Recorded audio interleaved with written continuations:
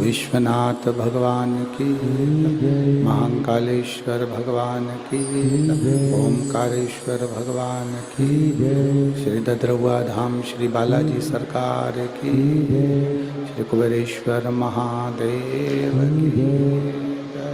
हर हर महादेव, हर हर महादेव, हर हर महादेव।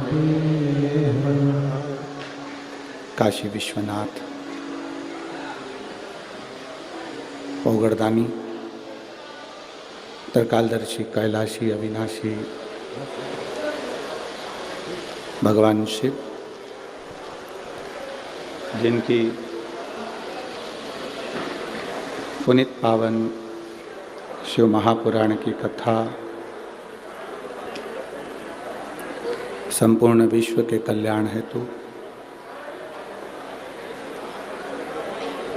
बाबा देवादिदेव महादेव की कृपा से आप और हमको श्रवण करने का सौभाग्य प्राप्त हुआ है।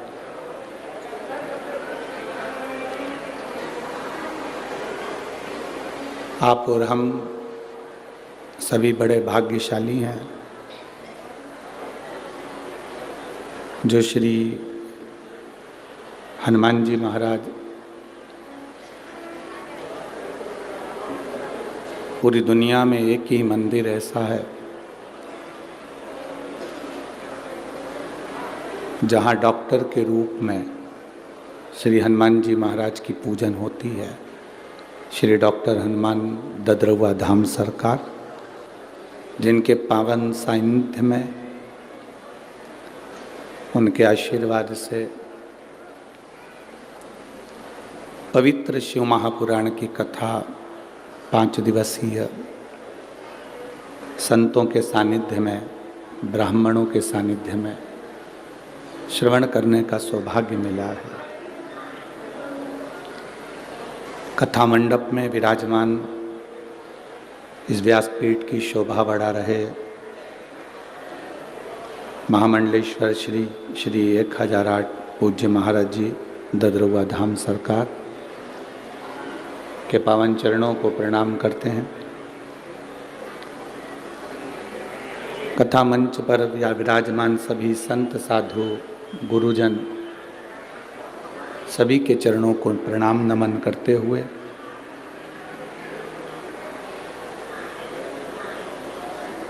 कथा के मुख्य यजमान के रूप में विराजमान श्री अखिलेश तिवारी जी इटावा उत्तर प्रदेश से हैं। गुरु कृपा हुई तब इतने सुंदर धाम में शिव महापुराण के यजमान पद ग्रहण करने का सौभाग्य मिला है। ये प्रभु की कृपा और गुरु की कृपा से मिला है।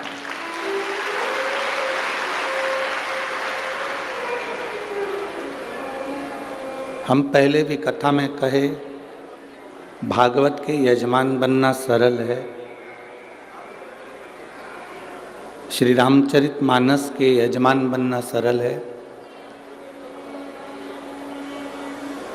गीता, विष्णु पुराण, देवी भागवत, पद्म पुराण, अग्नि पुराण, नर्मदा पुराण, लिंग पुराण, नारद पुराण, कूर्म पुराण, मत्स्य पुराण, ब्रह्म विवर्त पुराण, इन सभी पुराणों के यजमान बनना सरल है। पर शिव महापुराण के यजमान बनना कठिन है, क्योंकि इस पुराण का यजमान केवल वही बनता है जिस पर शिव की कृपा हो और संतों की और गुरुजन की कृपा हो। बहुत कठिन। भागवत जी के यजमान राजा परीक्षित हैं, रामचरितमानस के यजमान काशी के नरेश हैं, देवी भागवत, मत्स्य पुराण, विष्णु पुराण के यजमान स्वयं संत साधु गुरुजन हैं। पर केवल एक शिव पुराण ऐसी होती है जिसके यजमान कोई दूसरा नहीं होता। चंचूला देवी ने स्वयं देवादिदेव महादेव से कहा कि मुझे शिव पुराण की कथा करवाना है, इसका यजमान कौन बनेगा? तब भगवान देवादिदेव महादेव कहते हैं पार्वती जी से, पार्वती तो स्वयं जाकर चंचूला जी से कहो कि इसका यजमान कोई दूसरा नहीं बन सकता, शंकर और पार्वती दोनों ही इसके यजमान बनेंगे, कोई दूसरा नहीं बन सकता। हम कहेंगे श्री अखिलेश तिवारी जी को,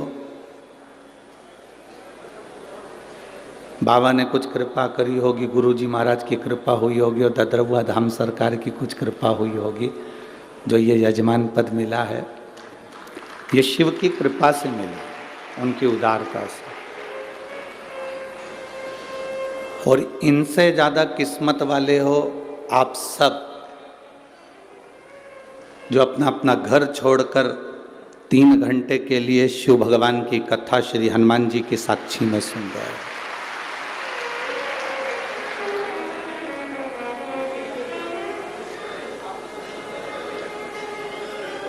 ये उनकी कृपा से आप लोग यहाँ बैठे हो।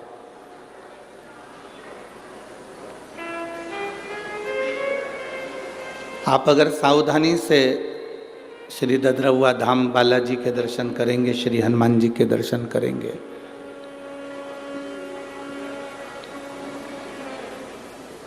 तो शायद ही पूरी दुनिया में एक ही मूर्ति होगी जो हनुमान जी नाचते हुए सखी भाव में तुम्हें दिखेंगे, वो केवल ददरुआ धाम में ही दिखेंगे।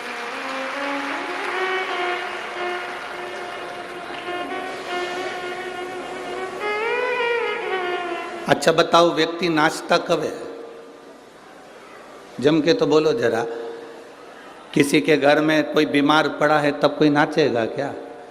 अरे बोलो तो रे जरा जम के, ए भिंड की जीजियों जरा, और भिंड के जीजाओ,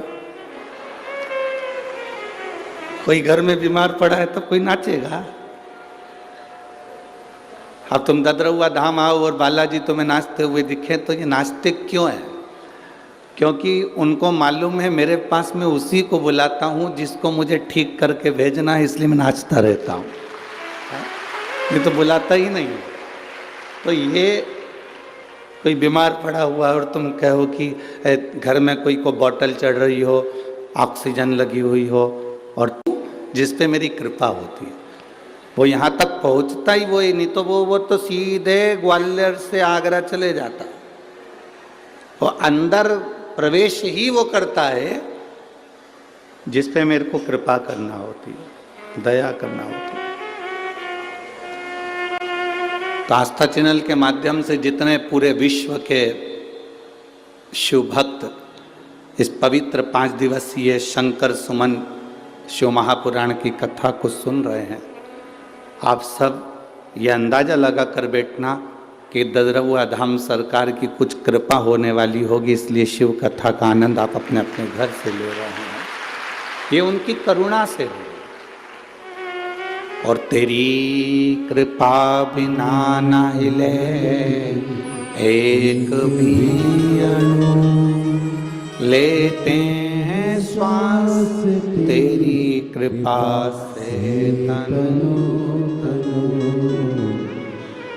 बखान क्या करूं मैं राखों के ढेर का, चपटी भभूत में खजाना हुए ओंकार तू, आयो शरण तिया शंभु तारकार तू। देखो, जो चीज हमारे पास में नहीं होती हम उसको पाने का प्रयास करते हैं। जो मोबाइल हमारे पास में नहीं है उस मोबाइल को पाने का हम प्रयास करते हैं। जो वस्त्र हमारे पास में नहीं है उसको पाने का हम प्रयास करते हैं। फ्रिज नहीं है, कूलर नहीं है, वॉशिंग मशीन नहीं है या कोई सामान नहीं है तो उसको पाने का हम प्रयास करते हैं। उसको पाने का तरीका ढूंढते हैं। ये मोबाइल मेरे पास कैसे आएगा, ये सामान मेरे पास कैसे आएगी, ये सामग्री मेरे पास कैसे आएगी, उसको पाने का हम कुछ तरीका ढूंढ रहे हैं।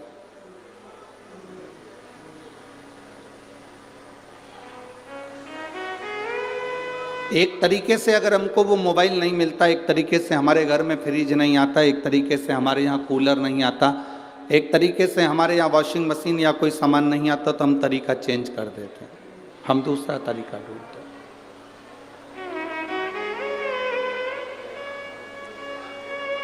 दूसरे तरीके से भी अगर हमको वो चीज नहीं मिलती तो हम कोई तीसरा तरीका ढूंढते हैं। तीसरे तरीके से भी अगर कोई चीज नहीं मिलती तो हम चौथा तरीका ढूंढते हैं। शिव महापुराण की कथा कहती है,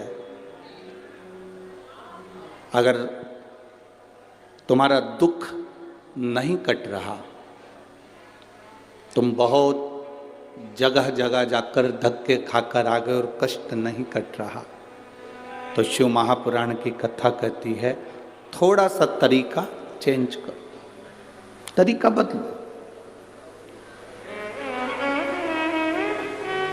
अभी तक दुनिया में भटक लिया, जगह जगह जाकर हमने भटक कर देख लिया, अब हमें भटकना नहीं है। अब हमको उस भटकन को छोड़कर तरीका चेंज करना है, तरीके से बाहर होना।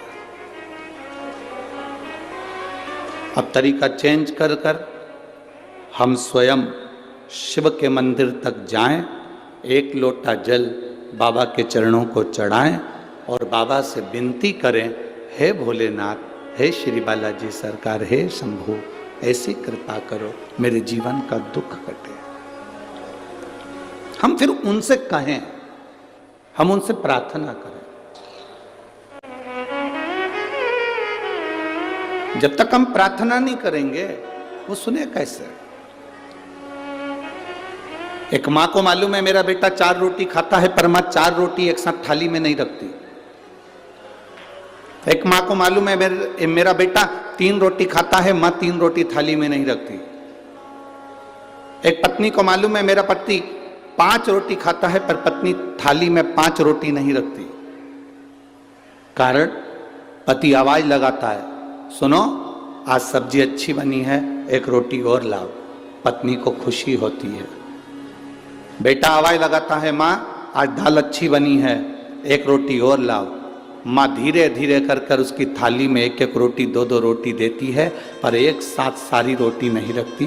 पत्नी एक एक दो दो रोटी रखकर अपने पति की थाली में देती है, पूरी रोटी नहीं रखती। उसी तरह जैसे हम अपनी माँ को पुकारते हैं, माँ एक रोटी और लाओ, माँ को प्रसन्नता होती है। पति आवाज लगाता है पत्नी को, मुझे एक रोटी और ला कर दो, तो पत्नी को प्रसन्नता होती है, आज मेरे पति ने अच्छे से भोजन करा, मांग कर भोजन करा, तो पति को देखकर पत्नी प्रसन्न होती है। उसी तरह जब हम देवाधिदेव महादेव के चरणों में बैठते हैं और उसके चरणों में बैठकर एक लोटा जल समर्पित कर कर कहते हैं, बाबा मुझे ये दुख है, तो बाबा भी उसको काटने के लिए आतुर होता है। अपने दुख को दूसरे से ना कहिए, अपने दुख को अपनों से कहने का प्रयास करें। जब हम अपने मन की बात जब देवाधिदेव महादेव से कहते हैं, तब बाबा सुनता जरूर है।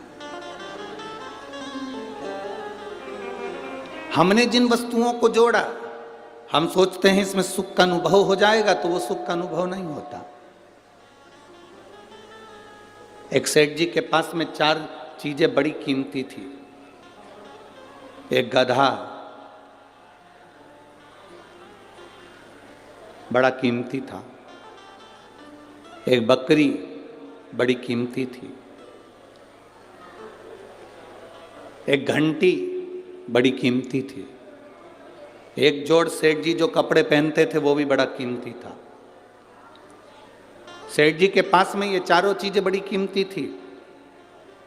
गधा कीमती था, बकरी कीमती थी, घंटी कीमती थी, एक जोड़ जो कपड़े पहनता था सेठ वो कीमती था। 4 चोरों ने विचार करा इस सेठ जी की चारों चीजें चुरा ली जाए।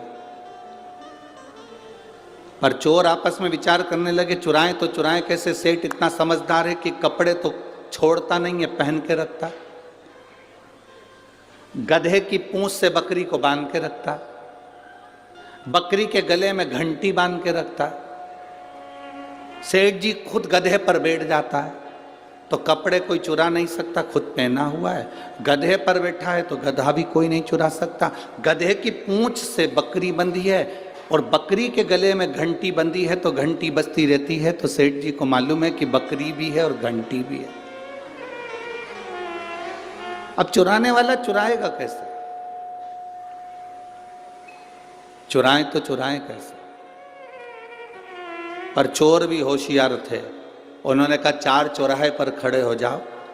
एक चौराहे के चोर ने चोरी करना प्रारंभ करा, बकरी की घंटी को धीरे धीरे पीछे से खोला और गधे की पूंछ से बांध दिया और बकरी को चुरा कर ले गए। दूसरा चोर पीछे से निकला तो बकरी को निकाल कर ले गया। अब सेठ जी के कानों में घंटी की आवाज नहीं आई, पलट कर देखा तो बकरी और घंटी दोनों गायब थे।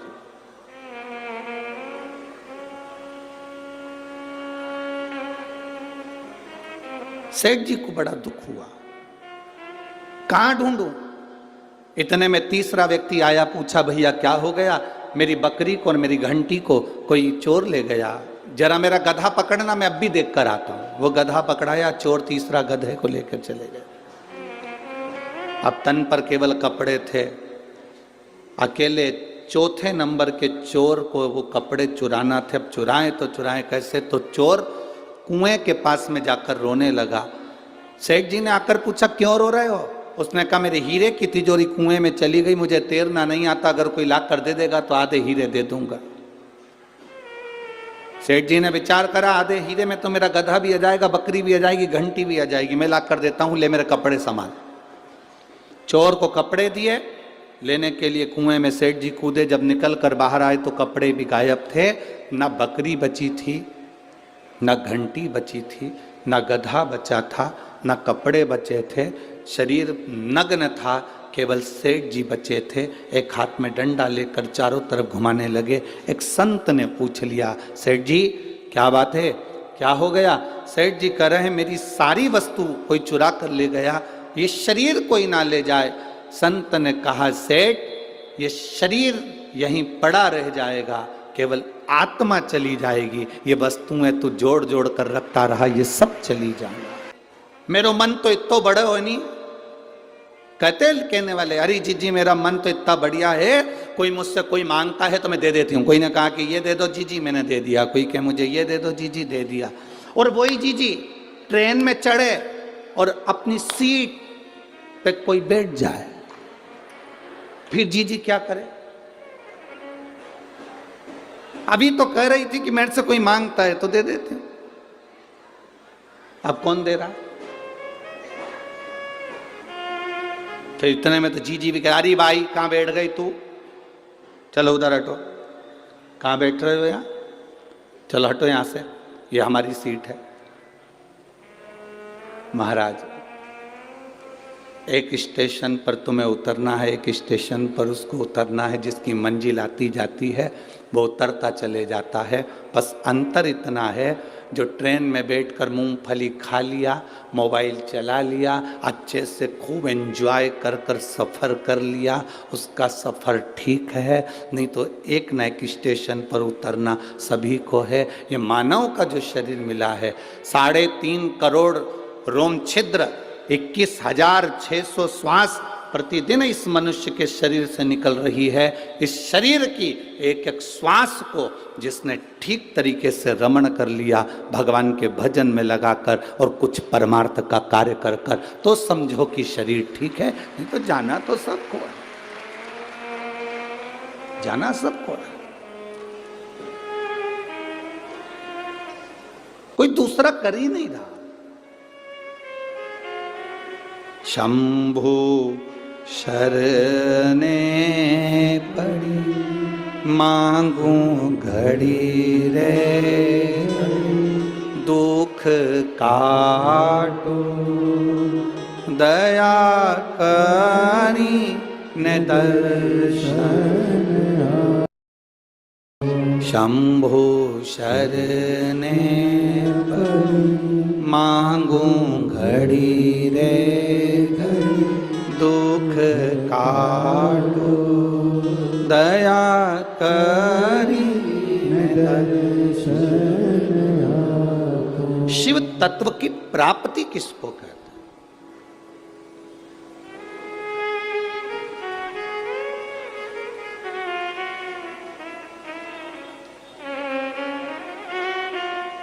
भगवान शंकर की प्राप्ति किसको कही गई? हम संसार में जन्म लेने के बाद धन को जोड़ा, संपदा को जोड़ा, जमीन को जोड़ा, सत्ता को जोड़ा, वैभव को जोड़ा, इसमें शिव तत्व की प्राप्ति नहीं है। शिव तत्व की प्राप्ति किसको कहा गया? आपने अगर एक गिलास किसी को पानी पिलाया है, किसी भूखे को भोजन कराया,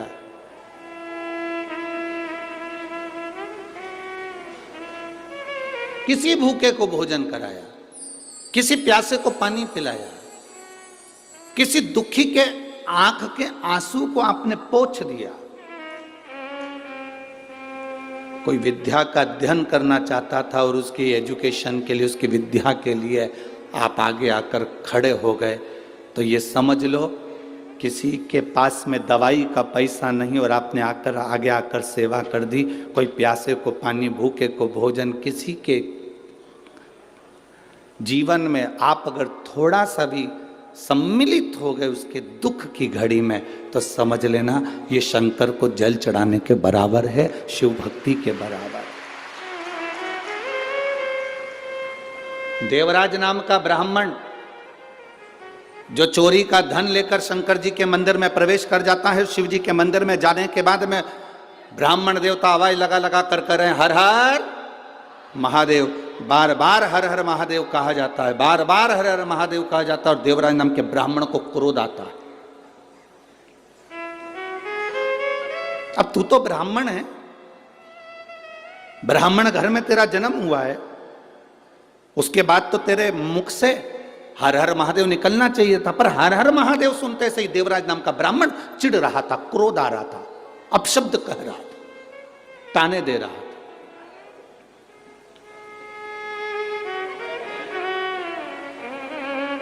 संसार में ऐसे बहुत सारे हैं जिनको भगवान के नाम से चिढ़ हो सकती है, जिनको भगवान के भजन से चिढ़ हो सकती है, भगवान की भक्ति से चिढ़ हो सकती है, पर हमें उसका स्मरण नहीं करना है कि कौन चिढ़ रहा है, कौन अपशब्द कर रहा है, कौन ताने दे रहा है, कौन आड़ा टेढ़ा कर रहा है, हमें उससे कोई मतलब नहीं। क्या किसको रोइए, जम जम के बोलो जरा, क्या किसको रोइए, चादर तान के सोइए। आग लगे बस्ती में,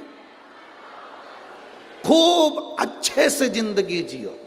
जरा जरा सी बात में उसने बोल दिया तुम रोने बैठ गए, उसने कह दिया तुम रोने बैठ गए, आग लगे बस्ती में, अपन रहो मस्ती में। जो जितना मना करे, मंदिर के सामने से निकल कर जा रहे हो, लोग तुम पर हंस रहे हैं, बताओ ये चल दी पानी चढ़ाने के लिए, ये चल दी सीवर वाले महाराज की चेली, चली पानी चढ़ाने के लिए शंकर जी को, और तुम रूठ गई, गुस्सा आ गया, तुम्हें क्रोध आ गया। नहीं, वो जितना जितना बोले तुम उतनी जोरदार खजूर वाली चोटी बना, हमने चूड़ा मूड़ा घस के फिर जाओ। ले आग लगे बस्ती में, अपन रहो मस्ती में, खूब जोरदार तरीके से। भगवान के सामने कभी भी उदास मन से नहीं जाना, बिल्कुल मत जा।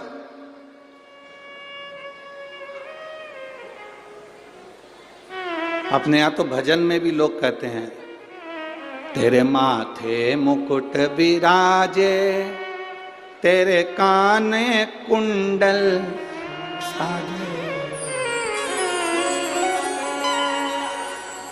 तेरे माथे मुकुट विराजे, तेरे कानों कुंडल साजे, तेरे मुख में नागर पान, अनोखी थारी झांकी। ओ महाराज ददरउआ सरकार, अनोखी थारी झांकी। जय हो बालाजी महाराज, अनोखी थारी, अनोखी थारी झांकी, अनोखी थारी झांकी।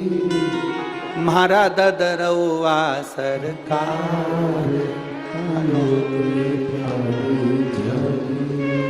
महारा बालाजी महाराज, अनोखी झांकी, अनोखी थारी झांकी, अनोखी थारी झांकी, अनोखी थारी झांकी, अनोखी थारी झांकी, अनोखी थारी झांकी, अनोखी थारी झांकी, अनोखी सब गाइए। अनोखी थारी झांकी, मारा ददरउआ सरकार, अनोखी थारी झांकी, मारा ददरउआ सरकार, अनोखी थारी झांकी। जय हो बालाजी महाराज, अनोखी थारी झांकी। जय हो बालाजी महाराज, अनोखी थारी झांकी। आओ से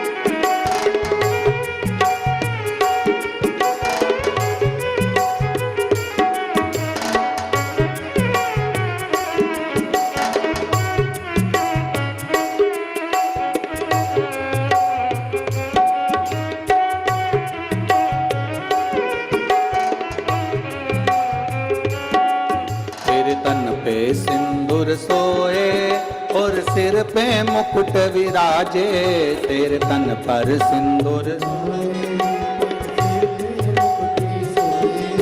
तेरे तन पे सिंदूर सोए और सिर पर मुकुट विराजे, तेरे तन पर सिंदूर सोए और सिर पर मुकुट विराजे, तेरे गल बैजंती माल अनोखी थारी झांकी, तेरे गल बैजंती अनोखी तेरी झांकी, मारा ददरौआ सरकार अनोखी थारी झांकी, मारा ददरौआ अनोखी तारी झांकी, अनोखी थारी झांकी, अनोखी थारी झांकी, अनोखी थारी झांकी, अनोखी तारी झांकी, तारी झांकी, अनोखी तारी झांकी, मारा बालाजी सरकार अनोखी थारी झांकी, मारा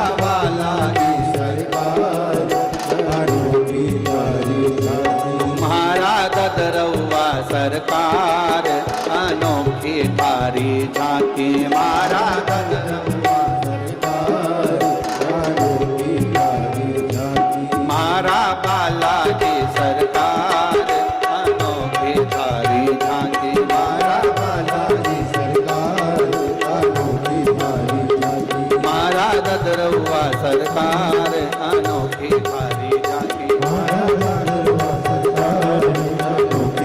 हर हर महादेव। अपने स्थान पर बैठकर भगवान शिव से सुंदर बालाजी सरकार की इस पवित्र भूमि पर देवादिदेव महादेव से अपने मन की बात हृदय के साथ जुड़कर बड़े भाव के साथ बाबा से प्रार्थना करिए। जिसको मंत्र आता है, जिसको श्री शिवाय नमस्तुभ्यम आता है, वो अपनी वाणी से थोड़ा उच्च स्वर में तेज आवाज में बाबा से प्रार्थना बड़े भाव के साथ में करिएगा। श्री शिवाय नमस्तुभ्यम, श्री शिवाय नमस्तुभ्यम, श्री शिवाय नमस्तुभ्यम, श्री शिवाय नमस्तुभ्यम, श्री शिवाय नमस्तुभ्यम। भोला सब दुख काटो हमारा, ओ भोला सब दुख काटो हमारा। शिव शंकर जपो तेरी माला, भोले बाबा जपो तेरी माला, भोला सब दुख काटो हमारा, ओ भोला सब दुख काटो हमारा। वेश है मंगल मंगलकारी, वेश है मंगल मंगलकारी, शमशान वासी शमशान वासी, ओ भोला सब दुख काटो हमारा, ओ भोला सब दुख काटो हमारा। शिव कथा कर रही है, भगवान शंकर का संवाद कर रहा है। भगवान के सम्मुख में जब पहुंचो, चेहरे पर प्रसन्नता होना चाहिए, कोई दुख ना हो, कोई कष्ट ना हो। आपके चेहरे पर प्रसन्नता हो, आपके चेहरे पर स्माइल हो, आप भगवान के सामने खड़े हो, चेहरा उतरा हुआ नहीं, रोते हुए नहीं, भगवान के सम्मुख में तुम्हारी प्रसन्नता मूल है। देवराज नाम का ब्राह्मण चिढ़ रहा है, क्रोध कर रहा है, चोरी का धन उसके साथ में है, आवाज लगा रहा है, ब्राह्मण देवता चिल्ला रहे हर हर महादेव, और ये चिढ़ रहा है। उठा, बाहर गया, चोरी का धन भी साथ में ले गया। बहुत अंतर पड़ता है भोजन का भी और धन का भी, बहुत अंतर पड़ता है। जैसा खाया अन्न वैसा हो गया मन। जैसा अन्न ग्रहण करा है वैसा मन हो जाता है।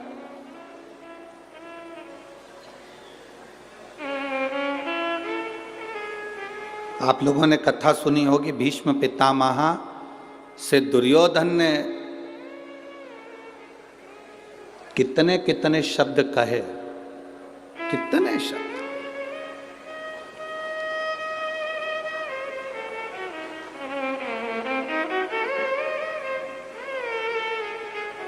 एक बार तो दुर्योधन ने यहां तक कह दिया था भीष्म पितामह से, तुम हमारे घर का अन्न खा रहे हो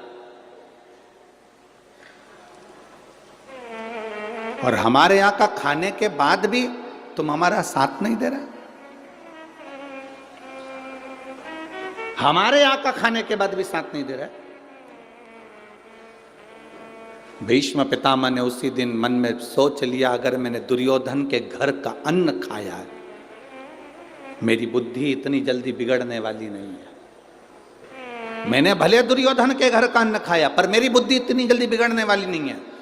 भीष्म पितामह ने कहा, अगर मेरी पूरी जिंदगी में मैंने दुर्योधन के घर का बेकार अन्न अगर खा लिया हो, तो कुछ देर के लिए मेरी विवेक में वो बात आए कि मैंने अन्न खाया और बिगड़ा। बस उसी समय पर भीष्म पितामह ने संकल्प ले लिया कि कल का सूर्यास्त होते हुए अर्जुन नहीं देख पाएगा। संकल्प, अन्न का इतना प्रभाव।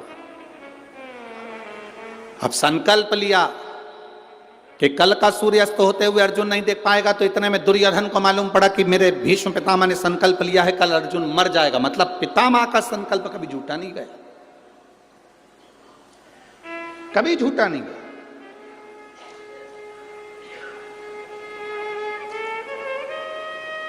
दुर्योधन ने पूरे हस्तिनापुर में और पूरे युद्ध मैदान में, कुरुक्षेत्र की भूमि पर, अपने टेंट में, अपने पंडाल में अपनी ओर मोतीचूर के लड्डू बांटे। जब दुर्योधन ने मोतीचूर के लड्डू बांटे तो वो लड्डू लेकर कोई भगवान कृष्ण के दरवाजे पर उनके टेंट में पहुंच गया, उनके पंडाल में पहुंच गए। भगवान कृष्ण ने पूछा, ये लड्डू काहे के हैं? तो जो द्वारपाल लड्डू खा रहा था उसने कहा, ये बूंदी के लड्डू हैं। द्वारिकाधीश ने कहा, ये बूंदी के लड्डू तो मुझे भी दिख रहे हैं कि बूंदी के हैं। ये नुक्ती के लड्डू, ये बूंदी के लड्डू तो मुझे भी दिख रहे हैं कि बूंदी के हैं। लड्डू काहे के हैं? तो द्वार पर फिर बोला, ये बूंदी के ही तो लड्डू हैं।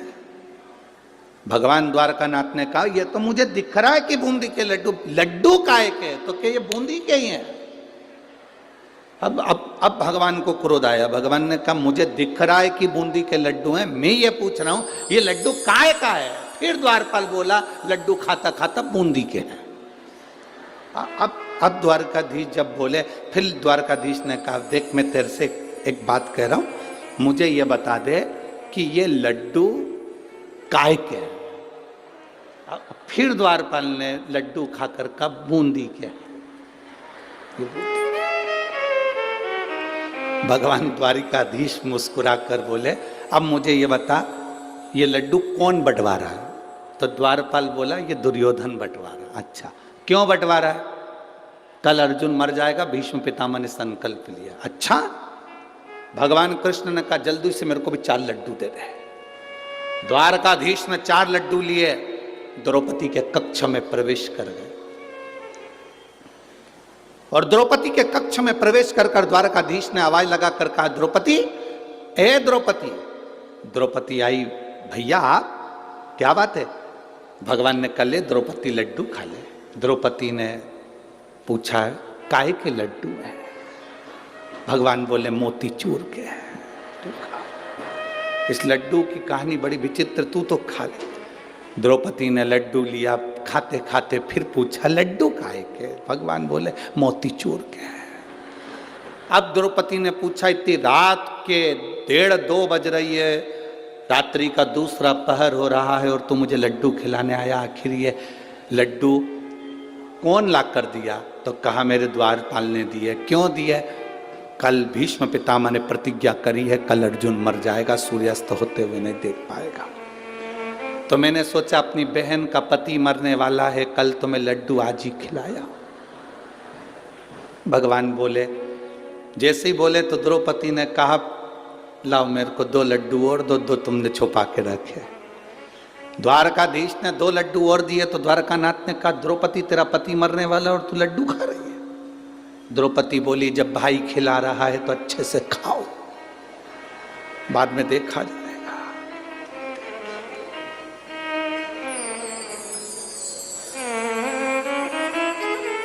रथ कौन चला रहा है? द्रौपदी ने पूछा।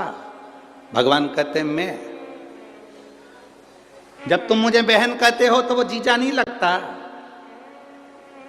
रथ साला चला रहा है, गाड़ी साला चलाता है तो 25 बार विचार करता है, पीछे मेरे जीजा जी बैठे हैं, जी बैठिए आराम से चलाऊंगा। हाँ, पत्नी को लेकर चलता तो भले कहीं ठोक देता, क्योंकि उसको मालूम है ये अपनी शादी की सालगिरह आने वाली है, तुमने कहा था मंगलसूत्र दिलाओगे, इसलिए जोड़ रहे हो। पति बोला नहीं 20 का नोट फट गया था तो जोड़ रहा हूं।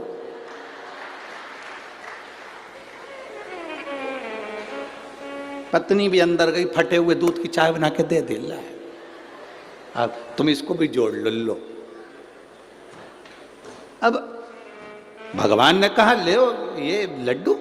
द्रौपदी ने लड्डू खाया और भगवान से कहा आप कह रहे हो मेरा पति मरने वाला? हाँ, भीष्म पितामह की प्रतिज्ञा खाली नहीं जा सकती। उन्होंने प्रतिज्ञा करी थी जीवन भर कुंवारा रहूंगा, तो कुंवारे रहे। अब प्रतिज्ञा करी कि कल का सूर्यास्त होते हुए अर्जुन नहीं देखेगा, तो प्रतिज्ञा बिल्कुल पक्की है। ठीक है, लाओ 2 लड्डू और दो। द्रौपदी लड्डू खा रही है। द्वारकाधीश ने कहा द्रौपदी थोड़ी तो शर्म करो, पति मरने वाला है और तुमको चिंता नहीं। द्रौपदी ने कहा रथ की डोर तेरे हाथ में है तो मेरे पति की डोर भी तेरे हाथ में है, तू मरने नहीं देगा, ये पक्का। अब सौंप दिया इस जीवन का सब भार तुम्हारे हाथों, है हार तुम्हारे हाथों में और जीत तुम्हारे हाथों। तू मरने नहीं देगा, ये पक्का। एक पत्र आया है, देखिए।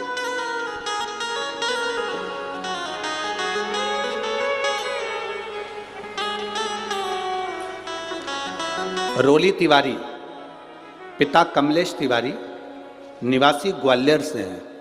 कहीं बैठे हों तो हाथ हिला सकते हैं, कहीं बैठे हों तो हाथ हिलाएं। रोली तिवारी, पिता कमलेश तिवारी, निवासी ग्वालियर। जिनको पत्र पढ़ना है हमारे साथ में एलईडी पर, आस्था चैनल पर, टीवी के माध्यम से पत्र पढ़ सकते हैं। आप ही हैं? हाथ हिला दो एक बार। हाँ, दोनों हाथ ऐसे हिलाओ एक बार। ठीक है, ठीक है। रोली तिवारी, पिता कमलेश तिवारी, निवासी ग्वालियर। गुरुदेव, मेरी भाभी 2020 से अचानक बीमार हुई, जिससे उनके सीने में दर्द हुआ। दिखाया तो सीने के अंदर एक गांठ थी, चेस्ट में गांठ हुई।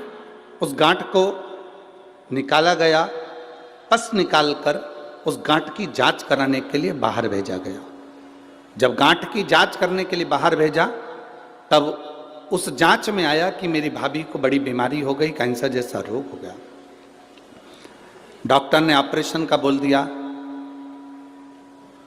हमने ऑपरेशन भी करवाया, पर ऑपरेशन कराने के बाद वो बीमारी और फैलती चली गई, आराम लगना बंद हो गया। भाभी बिस्तर पे पड़ गई, खा नहीं पाती, पी नहीं पाती, बहुत बीमार रहने लगे। तब हमने किसी ने कहा, रोज एक हमारी पड़ोसन शिव जी को जल चढ़ाने जाती है, हमने उसके कहने पर पशुपतिनाथ का व्रत किया, पर भाभी को कोई आराम नहीं मिल पाया। दूसरी बार हमने फिर पशुपति व्रत किया। पशुपति व्रत करते करते हमने भाभी को शंकर जी पे चढ़ा हुआ जल देना प्रारंभ करा।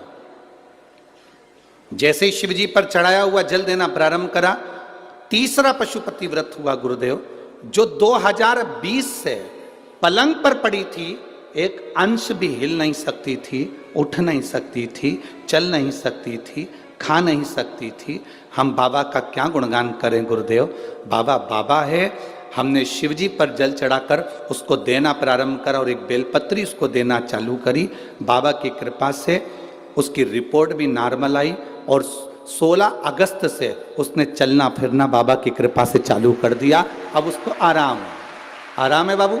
हाथ हिलाइए एक बार, दोनों हाथ, हर हर महादेव। बैठिए गुरुदेव, डॉक्टर ने भी कह दिया इसका रोग समाप्त हो रहा और बाबा की कृपा होना प्रारंभ हुई। ये शिव तत्व है। आपका विश्वास, आपका भरोसा, आपकी दृढ़ता, आप जिस विश्वास से, जिस भरोसे से शंकर भगवान को जल चढ़ाते हो, शिव उस जल को अमृत तत्व में परिवर्तित कर देते। खाली न जाता कोई दर से तुम्हारे, खाली न जाता कोई दर से तुम्हारे, मैं भी खड़ा हूँ नन्ही बाहें पसार। वाजब करता है। अभी हमने कहा कि महाराज जी कथा करवाए, गुरु बाबा की कृपा हुई, यजमान पर कृपा हुई, कथा हुई, ददरुआ धाम सरकार के पावन चरणों में कथा का लाभ ले रहे हैं। हम इतना जरूर कहेंगे, अगर बालाजी ने, हनुमान जी ने तुमको यहाँ कथा सुनने के लिए बुलाया है शिव जी की, तो खाली तो नहीं जाओगे, ये झोली भरी जरूर जाओगी, निश्चित है। बोल बम का नारा है। आप उसके भरोसे पर आए, उसके विश्वास पर।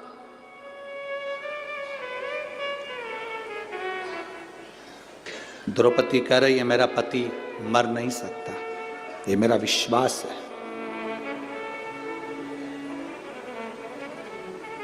दीन बंधु दीनानाथ मेरी डोरी तेरे, मेरी डोर तेरे हाथ में, तो कैसे मर जाए। भगवान ने कहा द्रौपदी एक काम कर, जल्दी से तैयार हो जा, जल्दी तैयार हो, दासी के कपड़े पहन, नौकरानी के,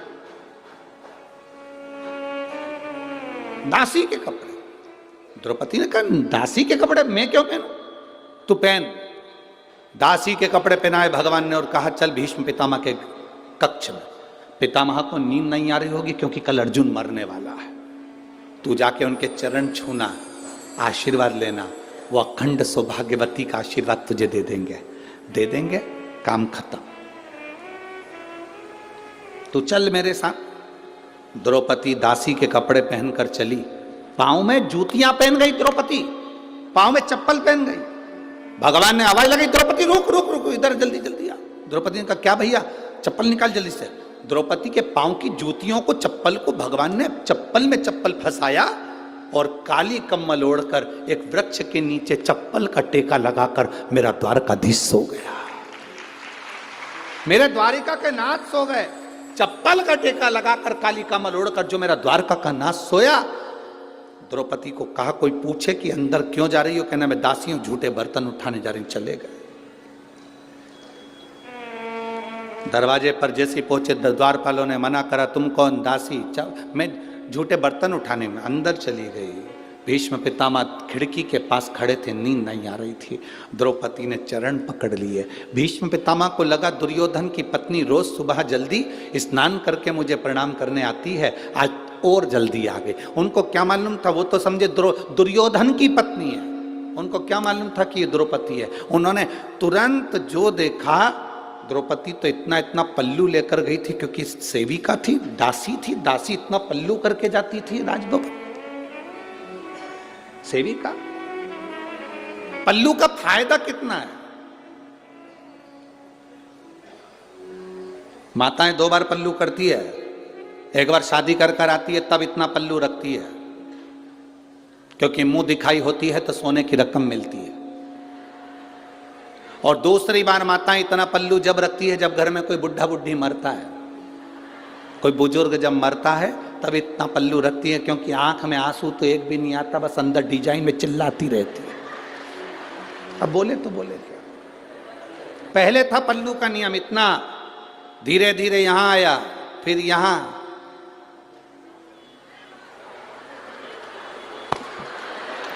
गया। अब तो वो लाइन आती है ना, देखते रह जाओगे, बस अब पल्लू दिखता ही नहीं है।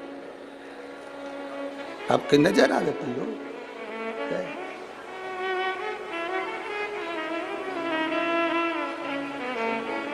पहले के समय में होता था। नानी बाई का मायरा सुना है आप लोगों ने? जम के तो बोलो जरा।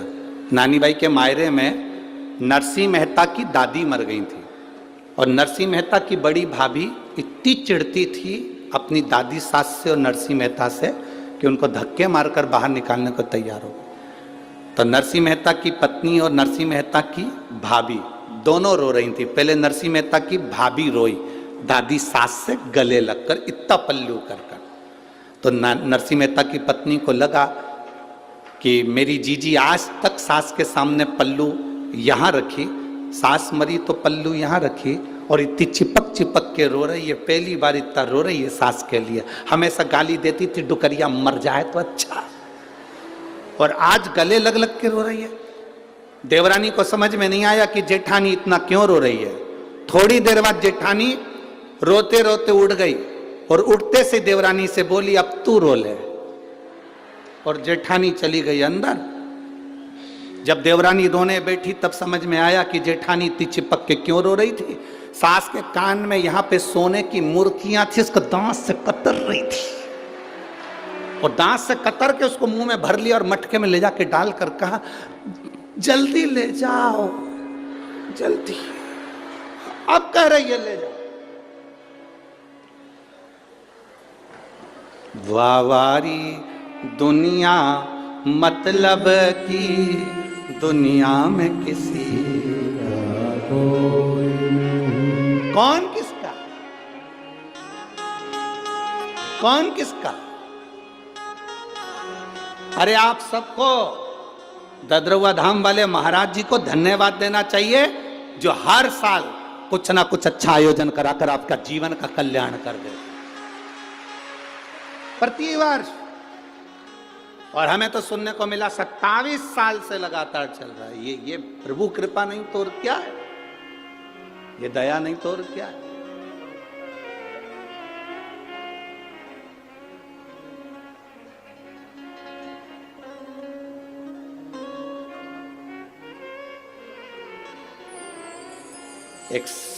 एक संत वो होते हैं जो केवल अपने अपने वालों को खिला देते हैं, अपने अपने वालों के लिए कोई आयोजन अरेंज कर लेते हैं, पर ये वो संत हैं जो केवल अपने वालों के लिए नहीं सबके लिए करते रहते हैं। ये वो संत है, सहज नहीं है। संत का जो स्वभाव होता है वो यही होना चाहिए।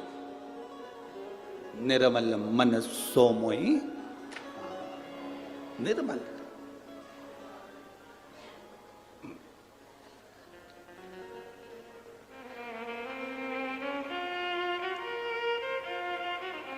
महाराज पल्लू कर कर चली गई द्रौपदी। भीष्म पितामह के चरण पकड़े। भीष्म पितामह को लगा दुर्योधन की पत्नी, आशीर्वाद दे दिया, अखंड सौभाग्यवती भाव। तुम तो बोलो, जरा जम के बोलो। अखंड भाव। फिर से बोलो, हाथ उठा के तो बोलो, हाथ उठा के, अखंड सौभाग्यवती भाव। फिर से बोलो, हाँ। फिर हाथ उठा के बोलो जरा अच्छे से, पूरा पूरा बोलो, अखंड सौभाग्यवती भाव। फिर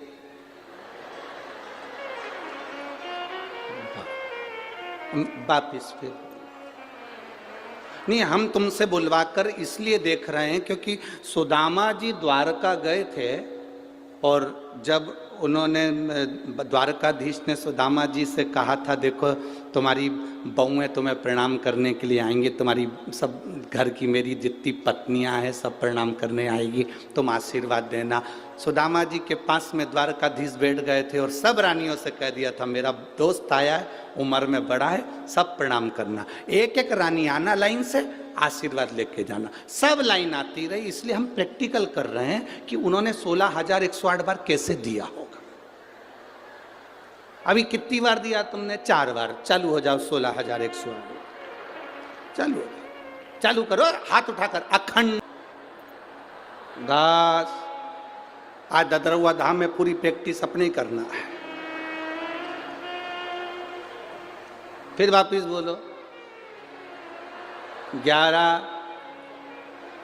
बस सुदामा जी भी यही कर रहे थे, आशीर्वाद दे रहे थे, अखंड सौभाग्यवती भव, अखंड सौभाग्यवती भव, अखंड सौभाग्यवती भव, अखंड सौभाग्यवती भव, अखंड सौभाग्यवती भव, अखंड सौभाग्यवती भव, अखंड सौभाग्यवती भव, अखंड सौभाग्यवती भव। थोड़ी देर बाद द्वारकाधीश से पूछा, कन्हैया इधर। कन्हैया बोला, क्या तेरी है? हाँ अपनी है, चलने दे। अखंड सौभाग्यवती भव, अखंड सौभाग्यवती भव। 60-70 निकल गए। कन्हैया ये भी तेरी है? हाँ अपनी है। सौभाग्यवती भव। अखंड गायब हो गया। सौभाग्यवती भव, सौभाग्यवती भव, सौभाग्यवती भव, सौभाग्य। कन्हैया 200 और निकल गए। ये भी तेरी है? हाँ चलने दे। भाव भाव भाव भाव। कन्हैया ये भी तेरी है? हाँ कितनी है? 16,108। कन्हैया, सुदामा जी बोले, मुझे मेरे घर छोड़िया, मेरी पत्नी को अखंड सौभाग्यवती का आशीर्वाद की जरूरत पड़ जाएगी, छोड़िया मुझे, मैं नहीं दे सकता। कन्हैया बोले, अभी तो तेरी बहुएं आई हैं, इसके बाद इनके बच्चे आएंगे। तो कन्हैया ने जैसे ही कहा तो सुदामा जी ने पूछा, कितने बच्चे हैं? भगवान कृष्ण बोले, शंकर जी की कृपा से एक एक रानी से 11-11, 10 छोरा 1 छोरी, 1,77,186। सुदामा जी सिंहासन से नीचे गिर गए। रेन दे दादा, पूरा जिला यहीं बसा लिया। रेन दे तू, मेरे घर छोड़िया।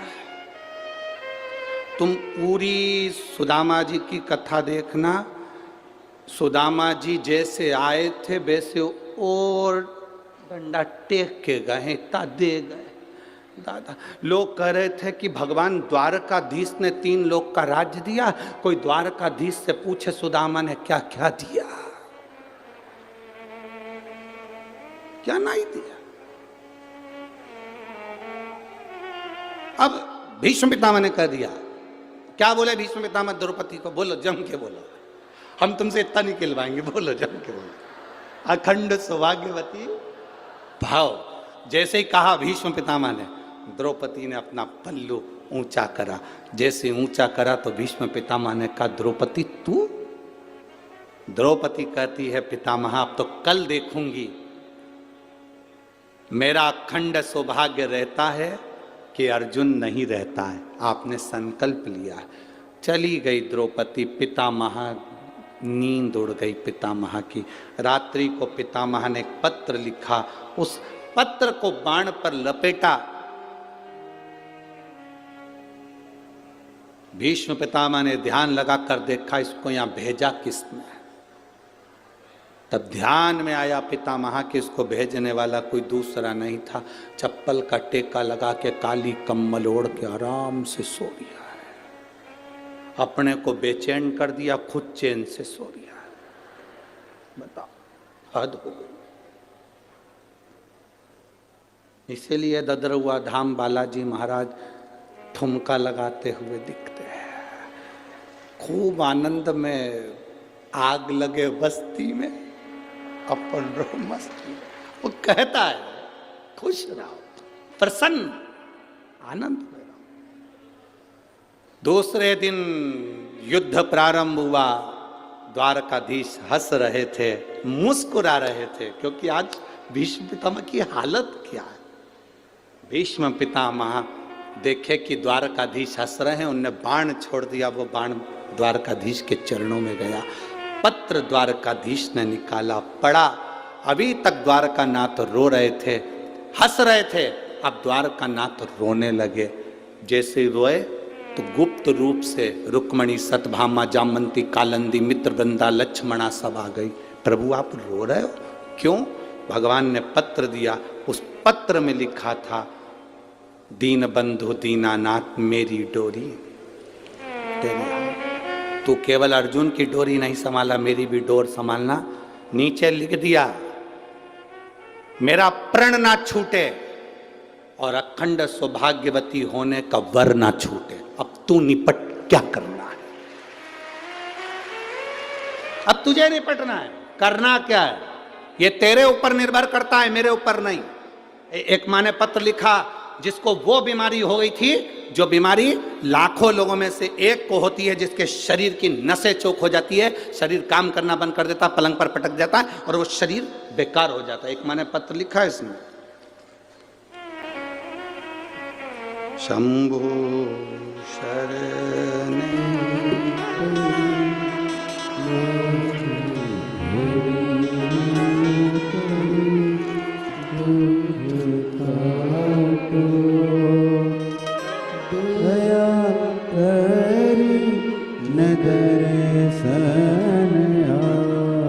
पहले तो फोटो देखें एलईडी के माध्यम से, आस्था चैनल के माध्यम से।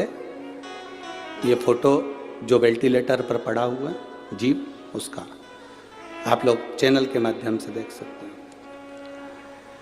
मेरा नाम मीराबाई है, मैं पीटो पार्क ग्वालियर में रहती हूँ। कहीं बैठी हो तो हाथ हिला सकती हूँ। मेरा नाम मीराबाई है, मैं पीटो पार्क ग्वालियर में रहती हूँ। कहीं बैठी हैं आप ही हैं? दोनों हाथ हिला दो एक बार। श्री शिवाय नमस्तुभ्यं। मेरा नाम मीराबाई है, मैं पीटो पार्क ग्वालियर में रहती हूँ। गुरुजी, महादेव जी का मैं क्या गुणगान करूँ गुरुदेव। बाबा की कृपा से मैं अभी ठीक हूँ। कुछ समय पहले वर्ष 2022 में बहुत बीमार हो गई थी।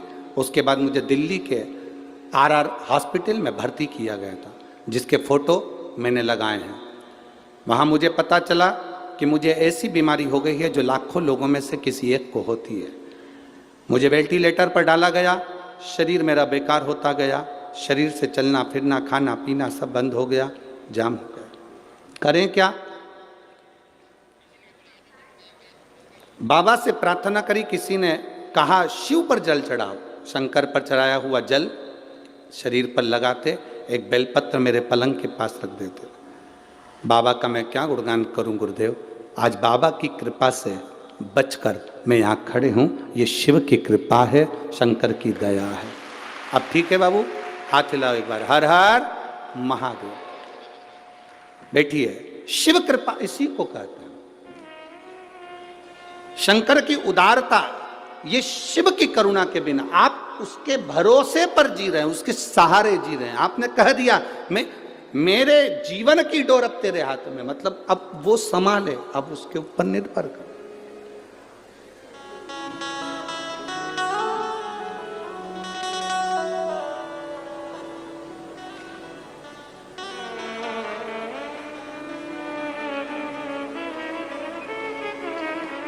अब सौंप दिया इस जीवन का सब भार तुम्हारे हाथों। संपूर्ण जीवन का भार हमने उसको दे दिया। अब हमारा नहीं कुछ, हम उसको दे दिए।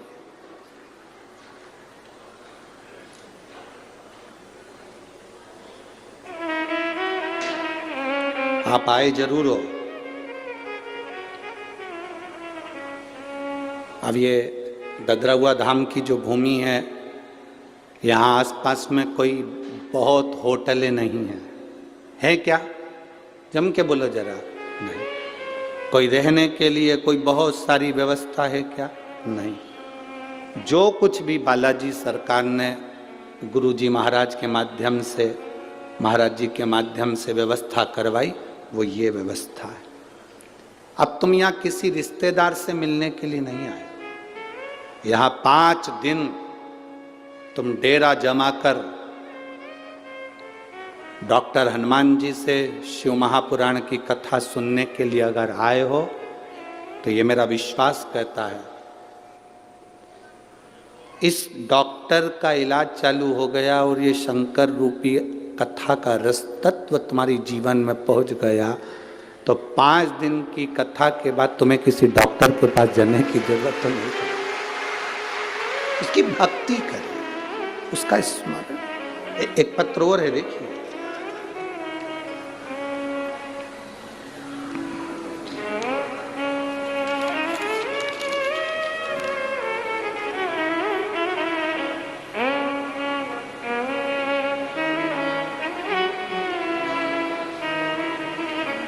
मेरा बेटा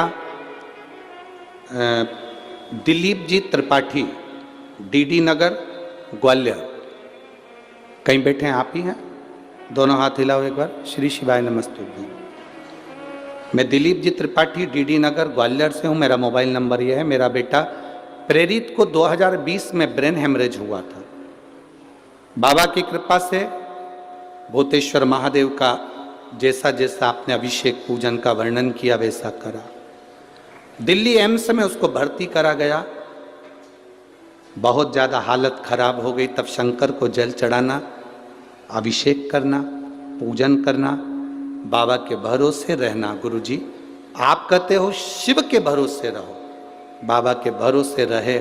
इसलिए बाबा की कृपा से मेरा बेटा ठीक होकर आ गया और बाबा की कृपा से हम यहाँ नमन करने के लिए, प्रणाम करने के लिए आए। एक बार दोनों हाथ हिलाकर हर हर महादेव। बैठिए।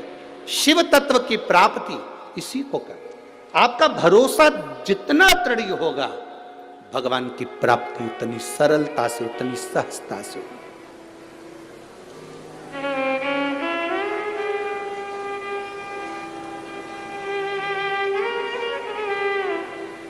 कोई तुमसे पूछे कहां गई हो 5 दिन के लिए, कह देना बालाजी सरकार की गोद में बैठकर शंकर की कथा का श्रवण कर रही हूं, अपने जीवन को सार्थक कर रही हूं।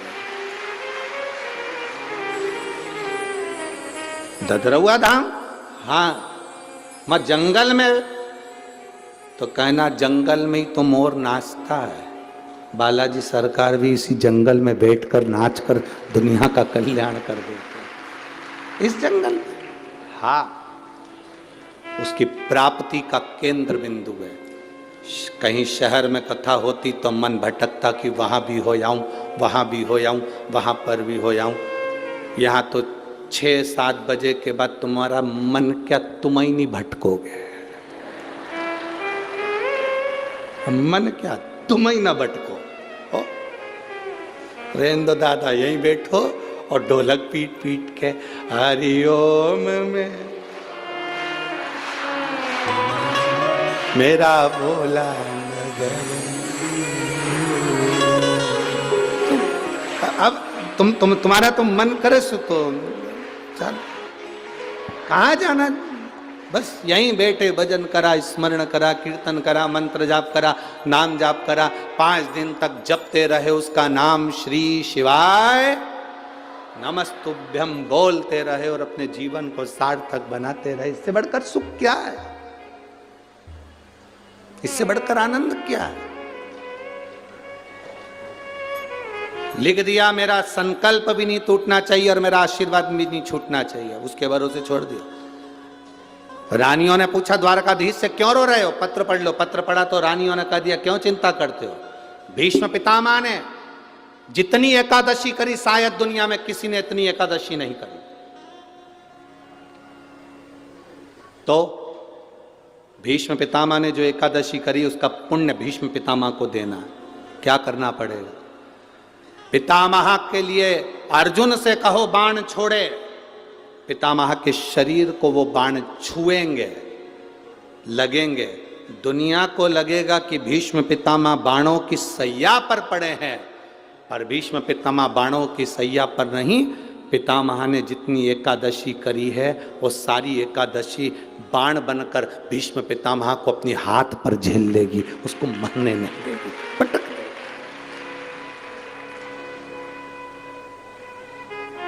जिसको इतने सारे बाण चुभे हों उसको कितना कष्ट होगा, पर भीष्म पितामह का पूरा शरीर देखो, पूरी कथा देखो, भीष्म पितामह की महाभारत को उठाकर एक एक पर्व को पढ़कर देखना, उसमें भीष्म पितामह बड़े आनंद से बाणों की सैया पर पड़े। द्वारकाधीश पूछ रहे हैं मरते क्यों नहीं हो, दर्द नहीं हो रहा, कष्ट नहीं हो रहा?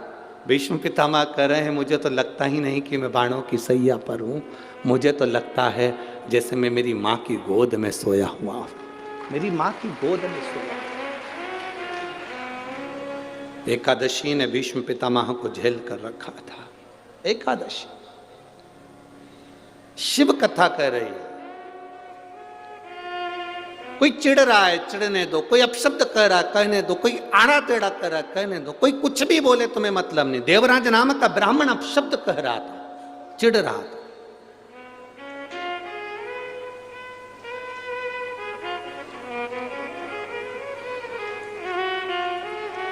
चिढ़ रहा।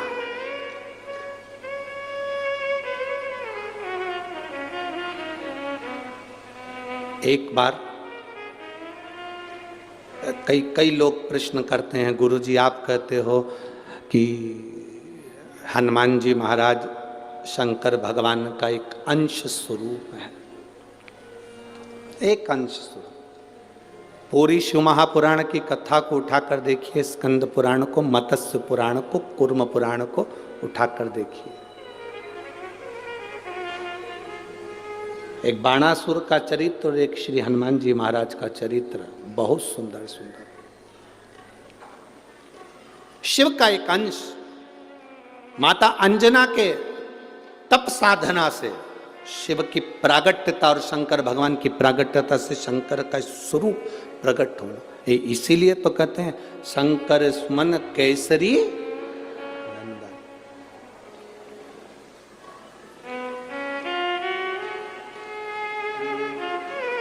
शिव का एक स्वरूप है हनुमान जी महाराज। हम तो हमेशा कहते हैं अगर आप हनुमान जी का भी दर्शन कर रहे हैं तो ये अंदाजा लगा कर रखें कि आप शंकर का दर्शन कर रहे हैं। आप शंकर का दर्शन कर रहे हैं तो यह अंदाजा लगा कर रखें कि आप हनुमान जी का दर्शन कर रहे हैं।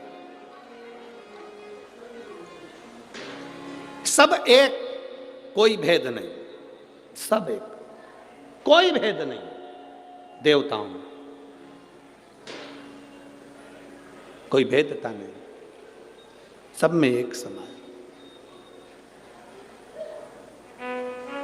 भगवान कृष्ण ने गीता किसको सुनाई थी? जम के बोलो, युद्ध के मैदान में भगवान कृष्ण ने गीता किसको सुनाई थी? जम के बोलो, जरा आवाज आना चाहिए। किसको सुनाई थी? अर्जुन को। पक्का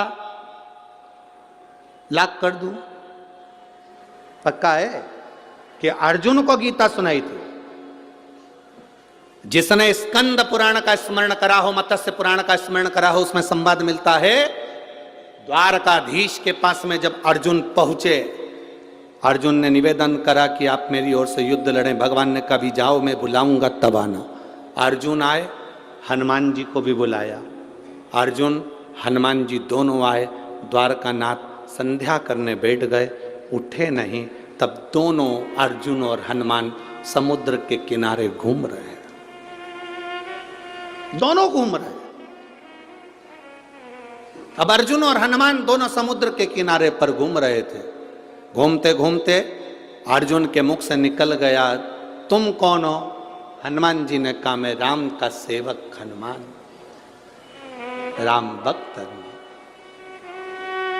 अर्जुन ने कहा, वो राम जी जिन्होंने बंदरों से पत्थर फिगवाए थे, सेतु बनवाया था, तब पार उतरे थे, और मैंने सुना बड़े वीर योद्धा थे, वो चाहते अगर मेरे जगह पर मैं होता तो पत्थर फेंकने नहीं देता, एक बाण छोड़ता, यहां से लेकर समुद्र के उस पार पुल बना देता।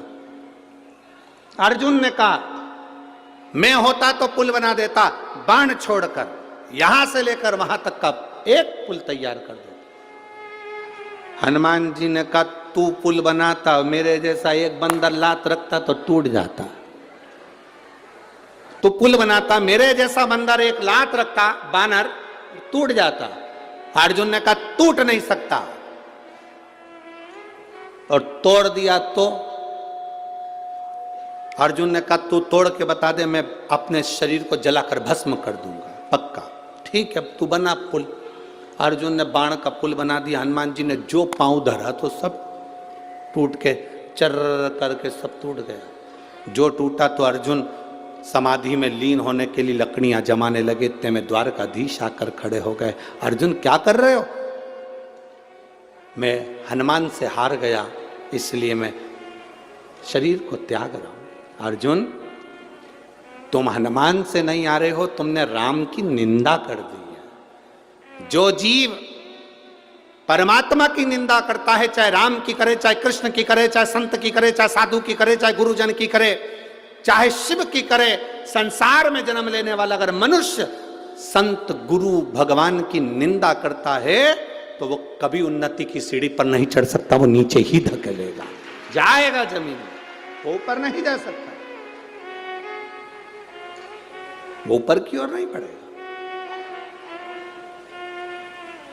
तुमने निंदा करी है, निंदा, इसका फल तो तुम्हें भोगना ही है, निंदा। इसीलिए तुम्हारा शरीर जलकर भस्म होने की तैयारी करी है। अर्जुन कहते हैं प्रभु प्रभु आप कुछ करिए। भगवान द्वारकानाथ ने फिर कहा कि अब मैंने नहीं देखा था, इसलिए वापिस पुल तैयार करा जाए। पुल तैयार करा, हनुमान जी से वो पुल नहीं टूटा तो हनुमान अपने शरीर को भस्म करने लगे। द्वारकाधीश ने कहा नहीं, और रुको, तुम भस्म नहीं करोगे, तुम अर्जुन का साथ देना, युद्ध के मैदान में अर्जुन के रथ पर तुम चढ़े रहना। हनुमान जी ने कहा मैं अर्जुन के रथ पर नहीं चढ़ सकता। क्यों? क्यों? मैं बिना सत्संग के, मैं बिना सत्संग के कहीं नहीं रह सकता, जब तक मुझे सत्संग नहीं मिले। हनुमान जी जहां कथा होती है वहां जाते हैं, कहीं सत्संग मिलेगा मैं जाऊंगा, मैं बिना सत्संग के नहीं रह सकता। भगवान कृष्ण ने कहा तुम अर्जुन का साथ दो, मैं तुम्हें कुरुक्षेत्र के मैदान में स्वयं सत्संग कराऊंगा, प्रवचन दूंगा, कथा कहूंगा, मैं स्वयं सत्संग कराऊंगा। दुनिया कहती है अर्जुन को भगवान कृष्ण ने गीता सुनाई थी। ऊपर ध्वजा में बैठे हुए श्री हनुमान जी महाराज पताका को बार बार हिलाकर कह रहे थे कब सुनाओगे सत्संग। द्वारकानाथ, मुझे सत्संग के लिए लेकर आए हो। युद्ध के मैदान में 18 दिन का युद्ध है, कम से कम एक दिन तो मुझे सत्संग का लाभ दिला दीजिए, मुझे उस युद्ध में सत्संग करा दीजिए। तब भगवान कृष्ण सिंगार रथ से नीचे उतरे। रथ से नीचे क्यों उतरे थे? अगर गीता का ज्ञान देना था तो रथ पे बैठे बैठे दे देते, पर भगवान रथ से नीचे इसलिए उतरे क्योंकि भगवान ने रथ की ओर मुख करा। प्रवचन देने वाले को भक्त की ओर मुख